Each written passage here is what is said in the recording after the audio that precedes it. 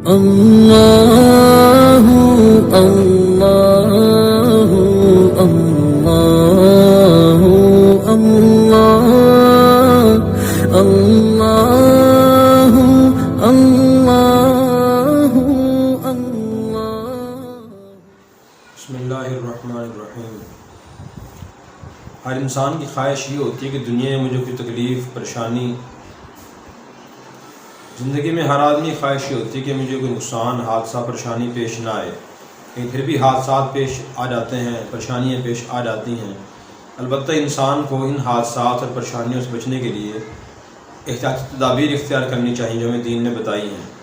ان میں سے تیسرا ایک اصول اور تیسری تدبیر یہ ہے، پہلے دو ہم نے بیان کر دیے، کہ انسان جب بھی کوئی اہم کام انجام دینا چاہے اور کسی ماہر مخلص سے اس کام کے بارے میں مشورہ کر لے، پھر اس ماہر مخلص تجربہ کار کے مشورے خلاف ورزی نہ کرے بلکہ اس کے مطابق اس کو انجام دینے کی کوشش کرے۔ نبی کرم صلی اللہ علیہ وسلم صحابہ کرام مشورہ فرمایا کرتے تھے اور پھر آپ مشورے پر عمل بھی فرمایا کرتے تھے۔ جب غزوہ خندق کا موقع ہوا تو آپ نے حضرت سلمان فارسی رضی اللہ عنہ صحابہ کرام نے مشورہ کیا۔ حضرت سلمان فارسی رضی اللہ عنہ نے مشورہ دیا کہ مدینہ کے باہر خندق کھود دی جائے۔ آپ کو ان کا مشورہ پسند آیا اور آپ نے پھر خندق کھدوائی۔ 6 میل لمبی خندق صحابہ نے کھودی، آپ بھی کھودتے رہے، اور پھر اس کا فائدہ یہ ہوا کہ اس مشورے عمل کیا تو دشمن آیا دیکھ کر حیران ہو گیا، اور اس طرح صلی اللہ علیہ وسلم دشمن کے حملے سے محفوظ رہے۔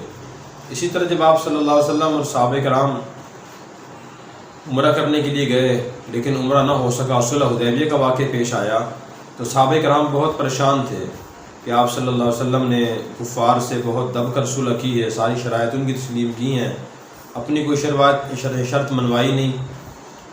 تو جب صلح حدیبیہ مکمل ہو گئی تو آپ نے صحابہ کرام سے فرمایا کہ اپنی قربانیاں ذبح کریں اور احرام کھول دیں، لیکن کوئی صحابی نہ اٹھے اور بہت غمگین اور پریشان تھے۔ تو آپ بہت پریشان ہوئے کہ تو میرے حکم پر جان نثار کر دیا کرتے تھے، اب یہ احرام کیوں نہیں کھول رہے؟ تو اس سفر میں آپ کے ساتھ حضرت ام سلمہ رضی اللہ عنہا تھیں۔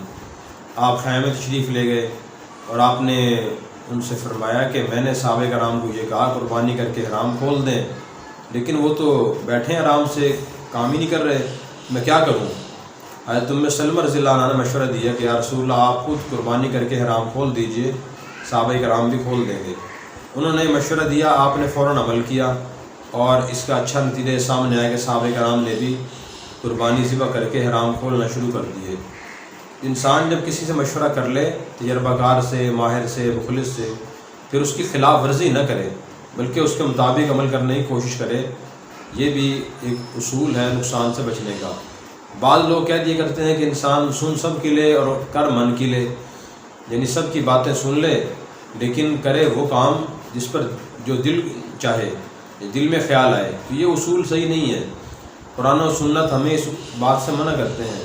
قرآن کریم کے 26ویں سپارے سورہ جاثیہ میں اللہ تعالیٰ نے ارشاد فرمایا، افرأیت من اتخذ الہہ ہوا واضلہ اللہ علی علم وختم علی سمعہ وقلبہ وجعل علی بصرہ غشاوہ من یہدیہ من بعد اللہ۔ کیا آپ نے اس شخص کو دیکھا ہے جس نے اپنی خواہش کو اپنا خدا بنایا ہوا ہے، جس نے یہ طے کیا ہوا ہے کہ جو دل میں خیال آئے گا میں اس کے مطابق عمل کروں گا؟ تو گویا اس نے اپنی خواہش کو اپنا خدا بنا لیا۔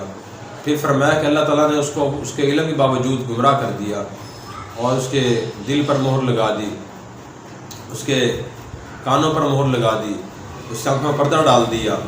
اس سے کون ہدایت دے گا وہ؟ اس سے معلوم ہوا کہ یہ من مانی اور خود رائی اور عجب اور خود پسندی اچھی عادت نہیں ہے۔ نبی کریم صلی اللہ علیہ وسلم نے بھی ارشاد فرمایا کہ کچھ چیزیں انسان کو بالکل ہلاک اور تباہ کر دیتی ہیں، پھر آپ نے کچھ چیزیں بیان فرمائی، آخر میں فرمایا کہ اعجاب المرء بنفسہ اشدہن، کہ عجب اور خود پسندی کی عادت، جو آدمی چاہتا ہے کہ میرے دل میں ہے کہ میں وہی کروں گا، یہ عادت بھی انسان کو بہت نقصان پہنچاتی ہے۔ اور جتنی نقصان دہ چیزیں ہیں ان میں سب سے زیادہ نقصان دہ یہ نظریہ اور خیال ہے کہ انسان اس کے مطابق عمل کرے۔ انسان کا دل ہمیشہ اچھی باتوں کی تلقین نہیں کرتا، بلکہ اکثر اوقات बुरी बातों की, नुकसानदेह कामों की तलकीन करता है। अब कातिल के दिल में ख्याल आता है कि मैं कत्ल कर दूँ, मुझे सुकून मिल जाएगा, हालांकि कत्ल करने के बाद बेसुकूनी शुरू हो जाती है।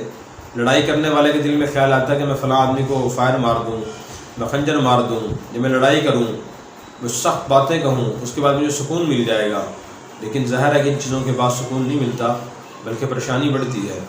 इसलिए हमें ख़ुद अपने सिर्फ़ दिल के ख़यालात अमल करने के बजाय जो शरीयत के बयान के उसूल हैं उनके मुताबिक हमें अमल करने की कोशिश करनी चाहिए, ताकि हम नुकसानात से, परेशानियों से बच सकें।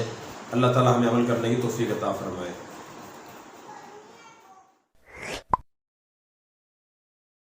Subscribe now and press the bell icon. Never miss an update.